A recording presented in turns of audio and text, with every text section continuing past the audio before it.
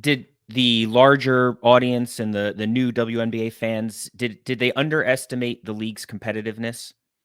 I, I think some have. Again, I'm very reluctant in the same way that, the conversation is so one dimensional for some folks, right?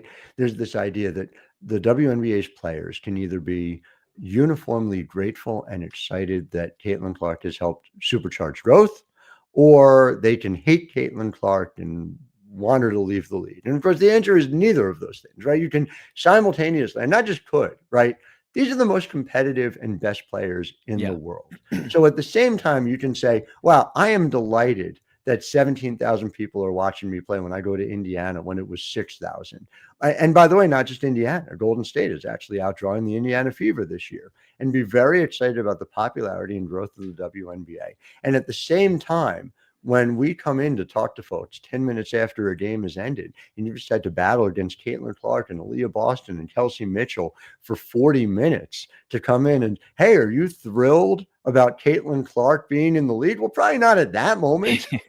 Probably not at a time you've had to battle. Maybe at shoot around when you've answered the 100th question about Caitlin Clark and she's not even on your own team, you can be excited that the media rights deal means that salaries are likely to go up exponentially. But maybe that wasn't the most exciting thing to do at 10:30 in the morning. And again, I understand how and why this happens and why these questions are asked, but it's the duality of people who can contain multitudes. And so to sort of answer your question in the same way, I think there are some people who may be new to the league who may be surprised about it. I think there are some people who might be measuring it in a gendered way. And so as somebody, I'm 45, so I grew up on the Jordan rules and seeing the way Michael Jordan was treated in the NBA through the mid to late 1980s. And it looks like a very similar playbook to the way in which Caitlin Clark has been treated in the WNBA over the first couple of years as well. And so I don't necessarily think it's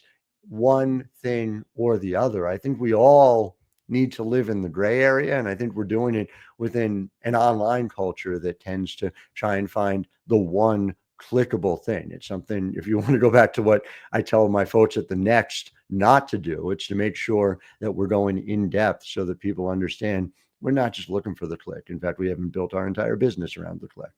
Yeah, it goes against the rules of competitive nature to assume that professional athletes should just sort of bow down to any other professional athlete.